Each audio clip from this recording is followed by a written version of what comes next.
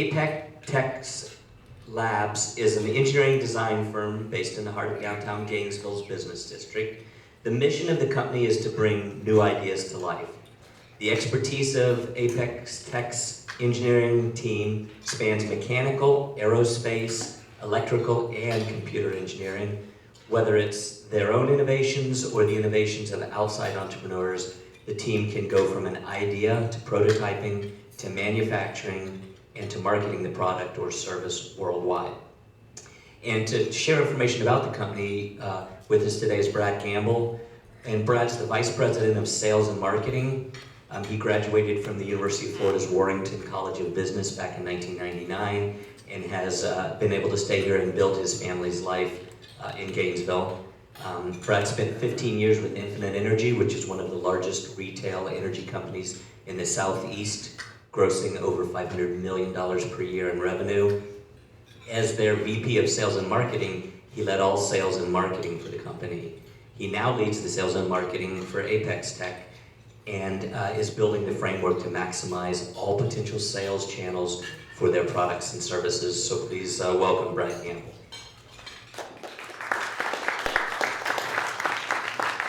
Thank you, Doug.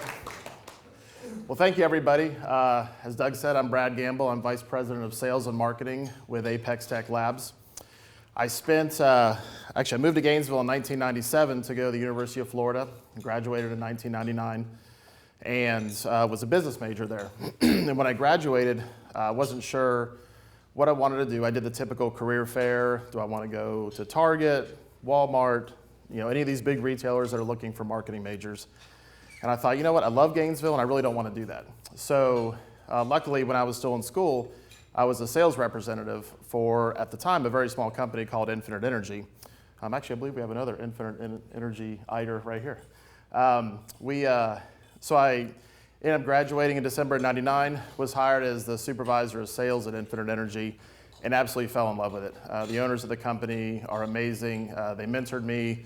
They helped the company grow to staggering heights. By the time I left Infinite Energy a couple years ago, the company had grown from 15 people, or 18 people when I started, all the way up to almost 400 employees and doing over $500 million a year in revenue. So I left Infinite Energy. And why did I leave Infinite Energy? I wanted to see what the startup environment was all about in Gainesville. Working at Infinite Energy, being west of I-75, living west of I-75, you rarely go east of I-75 unless you're going to Target or maybe Carrabba's or something like that. So I kept hearing about this amazing startup community down there, and I had a passion for working with sales teams, coaching sales reps, mentoring young entrepreneurs. So I got involved. I started getting involved in the local functions downtown, meeting a lot of the startups downtown, and the owner of Infinite Energy actually introduced me to a gentleman by the name of Augie Lai. And many of you in here probably know who Augie Lai is. He's founded several successful companies in Gainesville. And we absolutely hit it off. And he said he had an idea for a new engineering design firm that he wanted to start called ApexTek Labs. And after we met a few times, I decided this is what I wanted to do. It was fun, exciting. Some of the prototypes that they had just sketched out, I thought to myself, I can sell this. This is really cool. This is stuff that I can sell.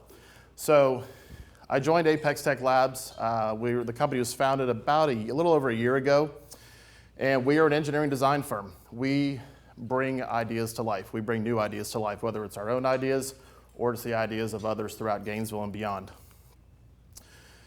We are now located at 710 South Main Street, right across from the Cade Museum.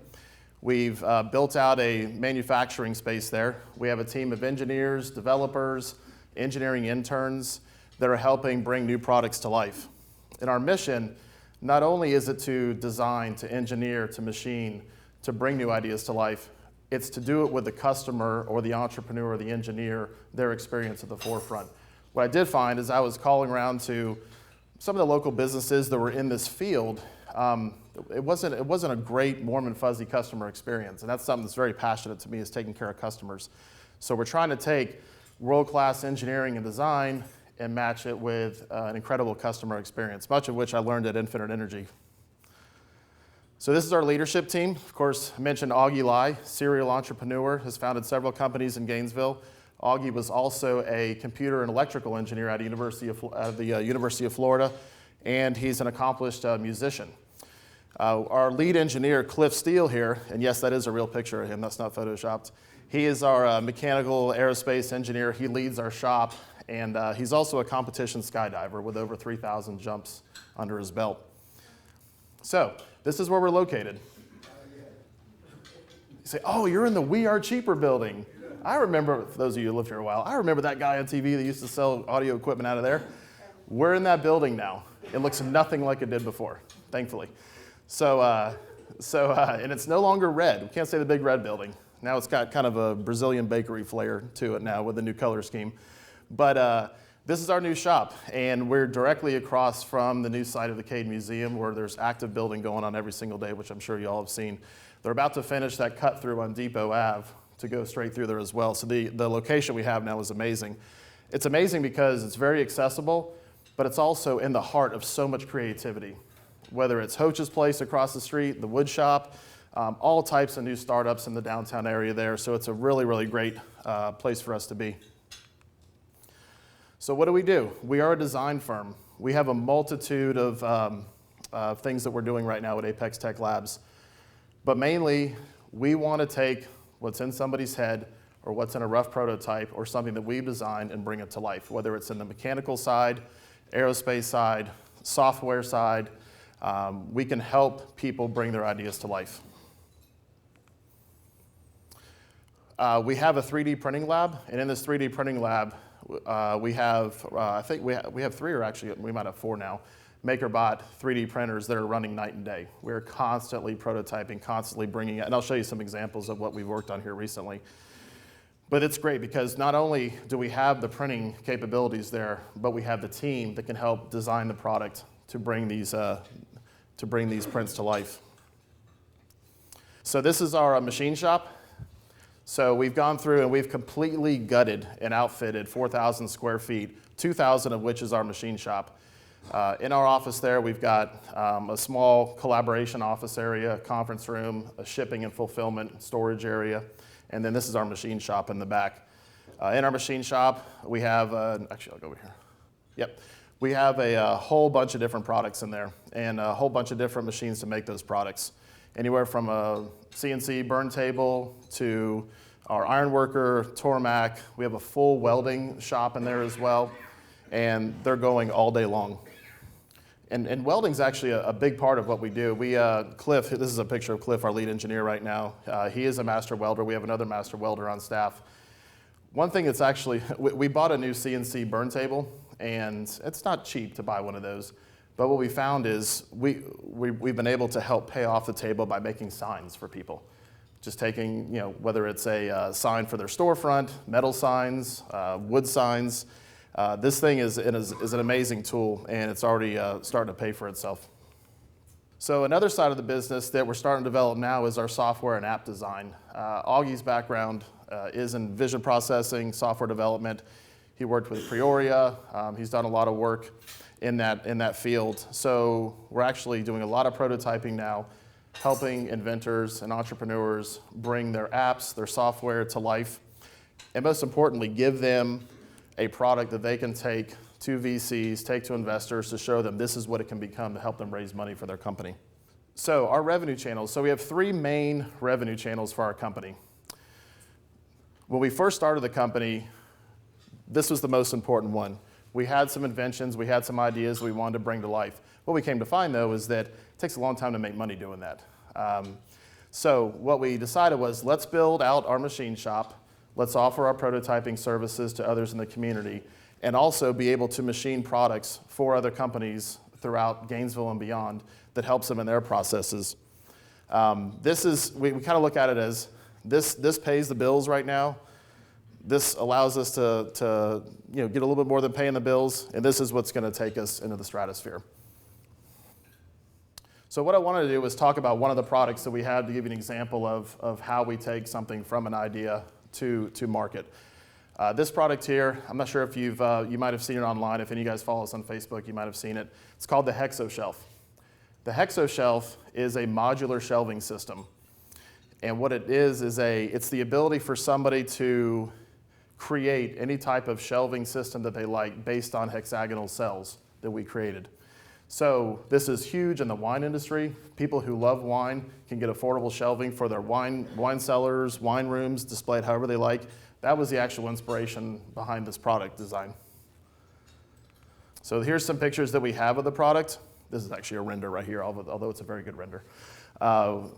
The product itself can be used in a multitude of applications. It comes with, it's made with wood paneling, and we have plastic attachment clips there, so that you can store anything from wine to shoes in your garage, and anything, even having something in your living room like that as well. So the creation of this, so we thought of the idea back in July 2015, and it's so random how some of these ideas come to exist. Augie was looking for a wine storage solution, couldn't find anything he liked that was affordable, so he said, well, let's just design one. And he had the idea of like a honeycomb. The honeycomb design was very attractive to him. So we developed a prototype for it. We developed a prototype in September 2015, and we said, you know what? It's going to be very expensive, however, to get molds made so we can mass produce the attachment clips for our HexoShelf product. So we did a Kickstarter campaign, and it took about a month or so to prepare for the Kickstarter campaign, between shooting the video, doing all the graphics, building the campaign, writing all the copy. It's a lot more work than we originally thought. This is the first one that we did. So we launched the campaign back in December of 2015, did a 30-day campaign, and it funded just after the new year. And so we were very successful on our Kickstarter campaign. We had 139 total backers, only probably 20 or 25 of which were friends and family of the companies, which is great because not only are you trying to raise money by going on Kickstarter, you're looking for market validation. So we had a really good impression on the market, and it led us to believe that this will be a product that the market will take. So our next step was to get our molds made. So we reached out to some of our relationships that we have overseas, and we started working on mold design for our attachment clips. And we've gone through 3 different modifications of the attachment clips just with our overseas manufacturer. We went through probably 25 different versions with our 3D printing capabilities. And we're going to actually fulfill our backer rewards in June 2016. And at that point, we expect to have our shipment in for the rest of our product fulfillment, and we'll be going to market in July 2016 is the current plan. So we'll be able to sell this on Amazon. We're going to be on house.com. We'll be trying to get into retail big box stores. And of course, we have our own website at hexoshelf.com. So the manufacturing's overseas, is that what you're saying? Of one component of the HexoShelf, yes, the attachment clips. And actually what I'll do is I'll pass these around.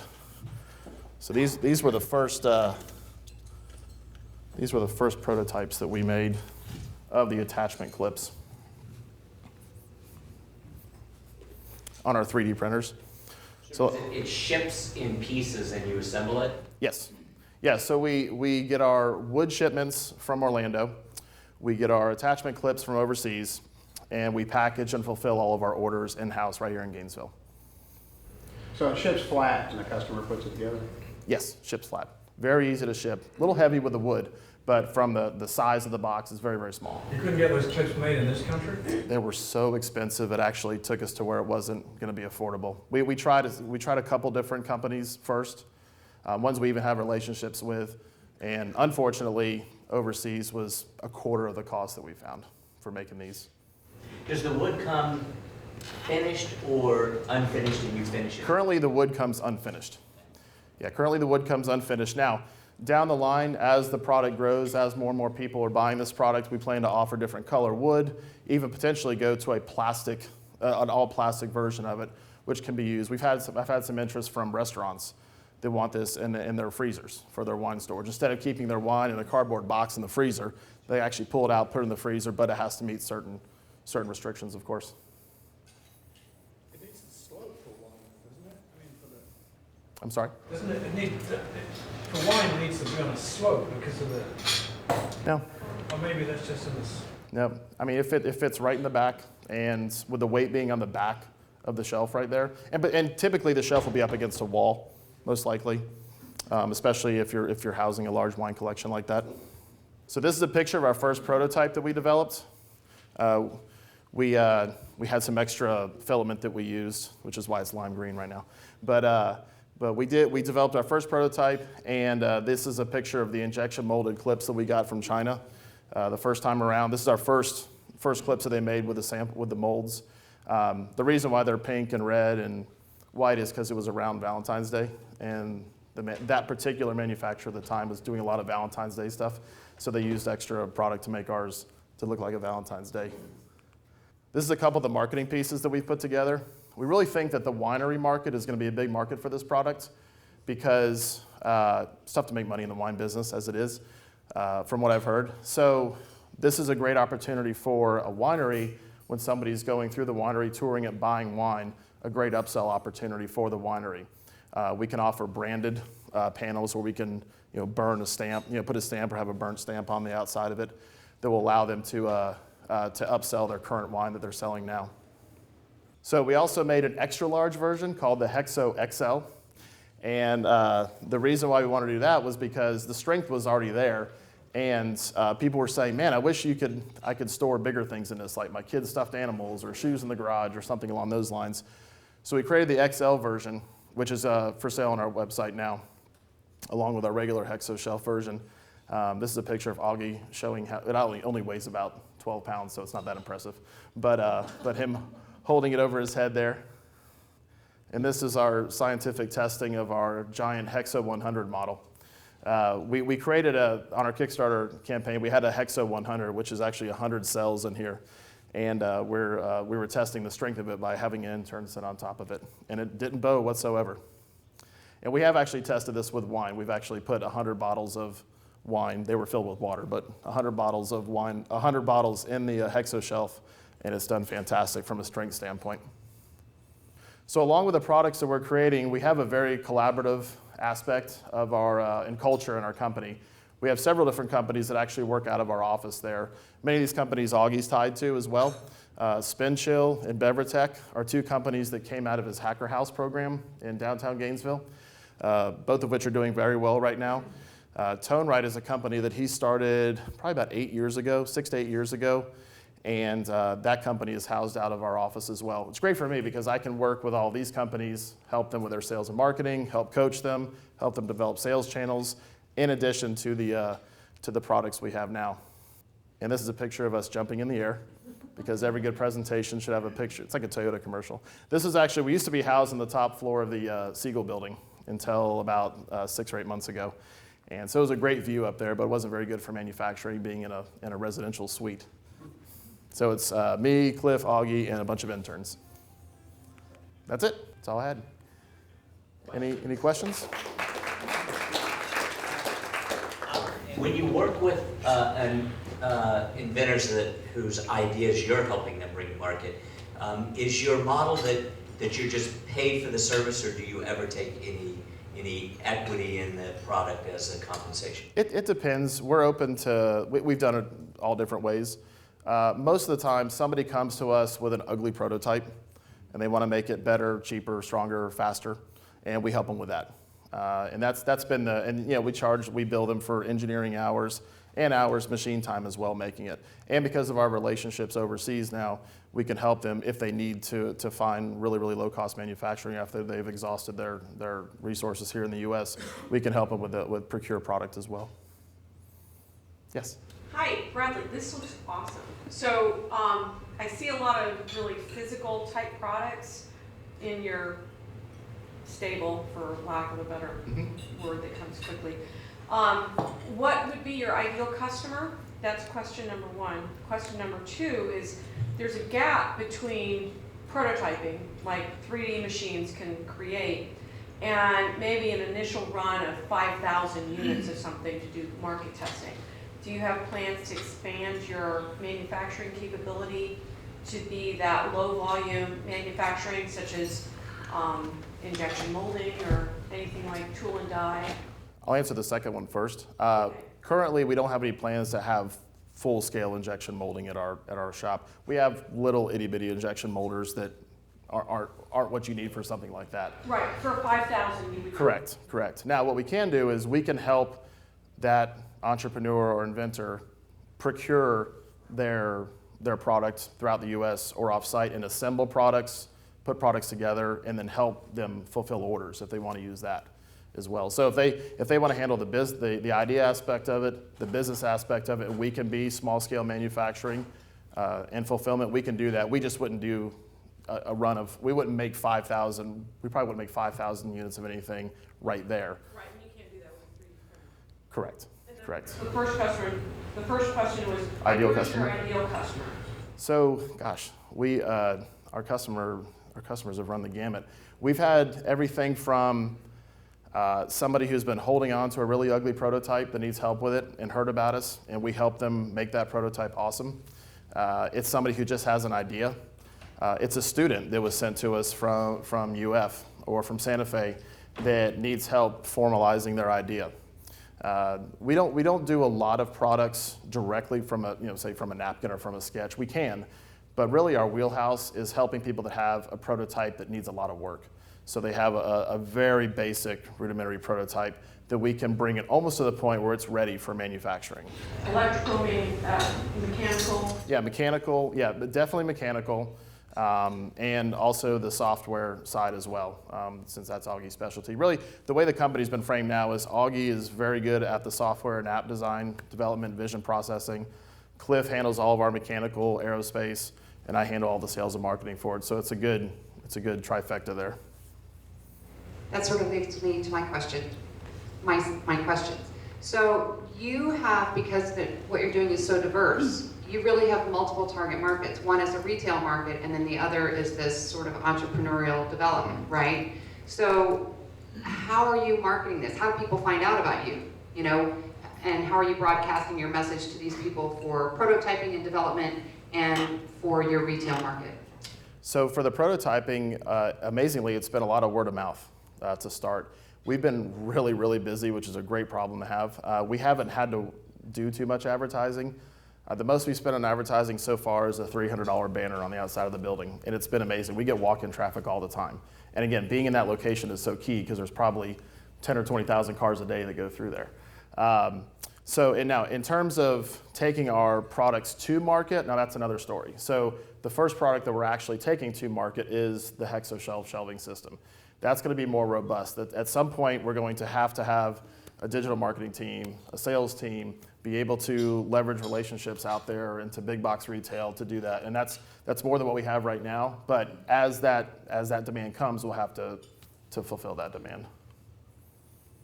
Okay, yeah, as it relates to manufacturing and production and outsourcing versus manufacturing in the U.S., what are the trends that you're seeing, and what types of things do you feel like can be done here? And then is it basically, cheap parts kind of stuff that's outsourced and then here? Just kind of overall, what are you seeing with manufacturing and doing stuff domestically versus going overseas? Yeah, what we found is, we try to do as much stuff as we can here. And now we haven't done a lot of huge, large-scale production. But we found that anything that's in the plastic realm needs injection molded parts like we had for the HexoShelf. It's really hard to beat the cost, especially for a startup company. It's really hard to beat the cost for going overseas for that. Now that's changing. That has started to change from what I understand. We haven't experienced that yet, but I know that has been changing recently with a lot more manufacturing starting to come back to the U.S. And of course, if there's anything that we even get close to the pricing that we see now, we want to certainly keep it stateside.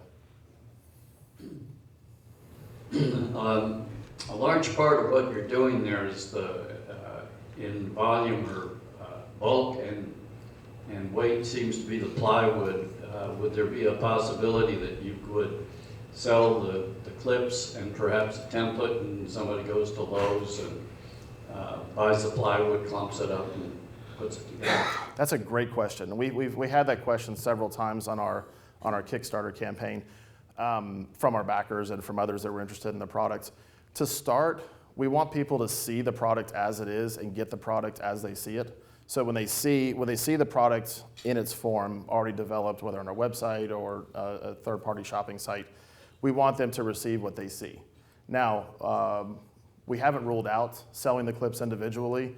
Certainly, if there's a lot of DIYers that want to build it themselves, absolutely, we'll be able to do that at some point. We also, to bridge that gap, we'll sell replacement clips We'll sell, addition if somebody breaks one or they want some extra ones, that sort of thing. We can sell them individually that way. Good question though. I was curious how you guys take into account like the intellectual property kind of aspect of it. Are you helping people with patents, or do they come to you with a patent already? I mean, how do you deal with that going forward if something really takes off? Sure, You guys have part of it, they have part of it. Yeah, I'm going to let you answer that question now. We actually just had this conversation earlier. Intellectual property and helping people with patents is not our expertise, and we know that. So we've referred our entrepreneurs to others in town that can handle that type of work. With our own products, we have filed provisionals on a couple of our products that we've had. As you all know, it is pricey to go through the full patent process, whether it's design or utility. So we want to make sure that there's enough of a market demand. We understand it's risky, but we want to make sure there's enough of a demand to where we want to go through the full patent process at that point. So I have a question. So say I was a small company, had a prototype, and wanted to bring it to you, but you got a small guy, doesn't have any connections, and you guys are obviously more connected. How do I assure that all of a sudden you're not going to run with the idea? And, maybe it's an idea that it's more about execution. And you guys are in a better position to execute. Sure. How do I protect myself? Or how do we make an agreement? Yeah. Well, first and foremost, that wouldn't be the right thing to do. And it's not good for business to do that. We get ideas that we want people to know that when they come into our shop, it's a safe space. We're not in the business of taking other people's ideas. Now, what we'll do is we'll sign an NDA. If they want to do a non-disclosure, we'll sign a confidentiality agreement if that makes them feel more comfortable. We're more excited about helping them build a new product rather than taking credit for that product. We just want them to go tell 10 of their friends who have great ideas to come to us as well. I was just going to ask about the space. Is that space close to or shared with the GTEK toy box? Yeah, make.work. Mark Davidson, GTEK. They're actually the ones they're building a space in there as well. They're actually rehabbing that entire property. It's pretty amazing. The property's been dormant for I don't know how many years now, but we're the first occupants in that building. There's some folks that work behind the building. I know there's some artists and folks back there, but we were the first ones to actually come in. We have 4,000 of the 27,000 square feet that they have under roof there. So, and actually the picture that I showed you was the corner of the building, but actually if you look to the right, facing west, that's actually where our front door is. So we're on the right side of the building there. But ultimately the vision for that property is to make it into a engineering, innovation meets art type of environment where a multitude of companies can come in, work, share space, share tooling, very similar to GTEK. Speaking of non-disclosure agreements and intellectual property, can you talk about any of the things that you've created prototypes for? Anything really interesting? Sure, absolutely. So you saw, well, I won't go back. See if you can. So this logo right here, I debated putting this in here into the presentation because I didn't want to be too scattered. But this was one of the first products we came up with. It's called the panel perch. And when we actually first started the company, it was to be in the field of renewable energy engineering and with a focus on solar energy. So the problem we were trying to solve was customers, homeowners, oftentimes don't want solar on their house because they're worried about roof damage. They're worried about, you got to drill into the roof and so you got potential leaks, you potentially can void your roof warranty. So what we designed was a solar panel mounting system that actually attaches underneath the edge of the roof. So if you could picture almost like the letter J, so it attaches to the exterior of the home with a bracket and to the truss, and then has an arm that comes down made of aluminum and goes then above the roof. And you can actually lay your solar panels right along the edge of your roof there, and it doesn't touch your roof whatsoever. So we developed that product probably about 10 months ago and built a prototype, even had small scale manufacturing set up. We went to a huge solar power show out in Anaheim, California back in September, and it was a hit. People loved it. Now the first thing they asked was, this is great. Do you have your engineering sign-offs? Do you have your PE sign-offs? We said, what's a PE sign-off? So, so fast forward 5 months, we got our PE sign-offs. And we're approved to install that solar panel mounting system in wind load zones no greater than 140 miles an hour. So basically Orlando north, we can install that product. So the plan for that product is we're developing relationships with solar installation companies, because we're not going to be able to go out there and do the actual installations. Develop relationships with the solar installers throughout the U.S.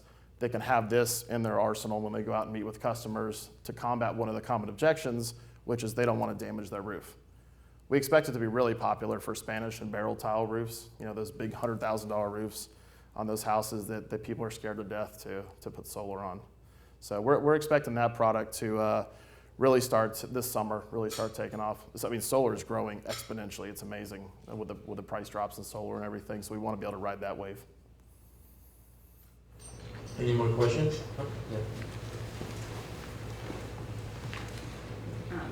I work with several different financiers working for app development. Looking for that, do you guys offer that service, or is it you only do apps if they're related to a different prototype? No, we do app development. What we have is we have a couple of our programmers that work with us part-time that do iOS development. So we've developed a couple apps for them, and we actually have a couple more that are in the pipeline to be developed now. That's the side of the business that Augie's focusing on, because there seems to really be, originally that wasn't the vision for the company, but there's people coming to us say, please, can you help me build this app? Can you help me build this piece of software? So being able to bring young, bright minds in from UF and Santa Fe to help us with that, that's what we're trying to do right now.